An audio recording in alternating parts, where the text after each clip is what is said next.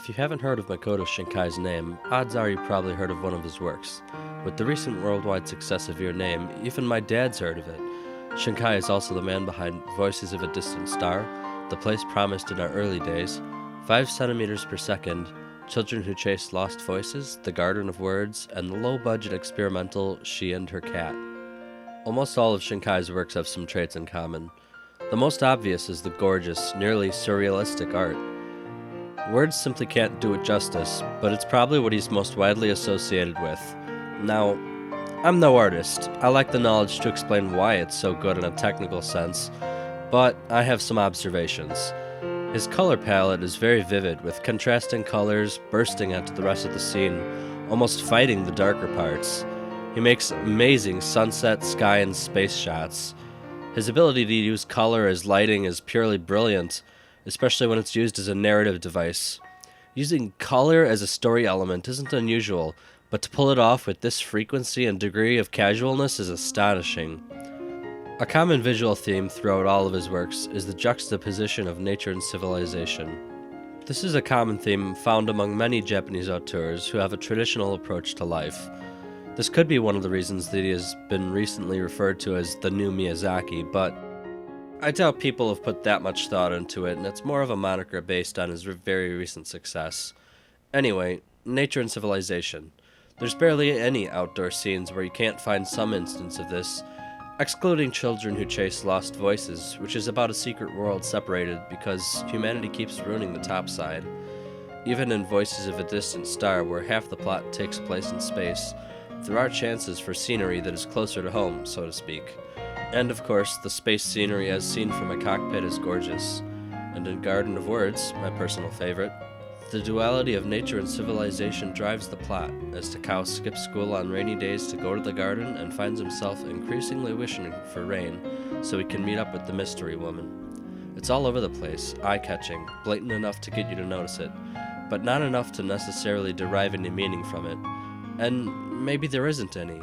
But wait, the separation between nature and advanced civilization is an allegory for the characters' relationships. Now, let's not go too deep here. Sometimes a thing is only what it seems. For example, Shinkai likes trains a lot. For some reason, trains are all over the place, and sometimes uses plot devices. You write what you like, I guess. There's not some grand meaning behind them, other than when they're used as transportation. And that happens a lot because of the biggest trait that all of Shinkai's works have in common. And anyone who watches more than 2 of them will realize it immediately. Shinkai's plots always revolve around unusual relationships to some extent. Specifically, the distance between 2 people, both physical and metaphorical. In She and Her Cat, the girl goes through her life not knowing that the cat thinks of her as his girlfriend. She gets a phone call, probably from a boyfriend breaking up with her or something along those lines, and the cat is there to comfort her. Later, despite their differences, their thoughts are in sync. You couldn't call it a romance really, but it has all of the elements, except for the obvious fact that the cat's a cat and the human's a human. There's no even ground to stand on. It's a bit bittersweet. You could say that about most of Shinkai's works. They're all tearjerkers, and bittersweet at best. There are usually 2 plots working in tandem. The romance plot, which ramps up slowly and reaches a strong climax at the end, and the main plot, which might not even be apparent at first, like in Garden of Words. The romance plot is in the lead, but it's also a coming-of-age story for both characters in a way, even though she's much older than he is. In each case, the main plot is a traditional structure. The dissonance between these 2 is confusing because, as viewers, we have expectations that the plots will coincide with one another and wrap up nicely, but it's rarely so here. There's something that elicits strong emotions from the viewer because you've reached the end of the plot and half of it hasn't been solved. There's no closure.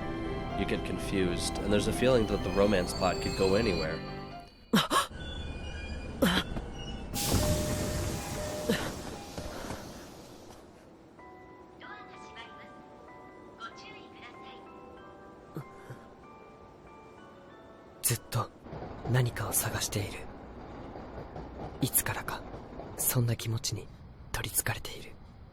Shinkai is good at soliciting the right emotions at the right time, and this takes a lot of thought and every element working together in concert. His second work was Voices of a Distant Star, which his wife provided voice work for. Everything else, including the male lead's voice, was Shinkai's work. He knows how to fit all the puzzle pieces together because he knows how to make all of them individually. Obviously, he's not a one-man team anymore, but the knowledge of what functions as what and when still applies, and that's part of what makes him such a good director, as well as having such a good imagination. I've only touched the surface of some of his movies and what's going on in them, because I want you to go out and actually see them, unlike the man himself. If you have to pick just one, my personal favorite is Garden of Words, like I said before, but Your Name is the best-selling anime movie for a reason, so that's an excellent choice as well. They're all good in their own unique ways, which is something special in and of itself. If you've seen any of those, what's your favorite and why? Leave an answer in the comments.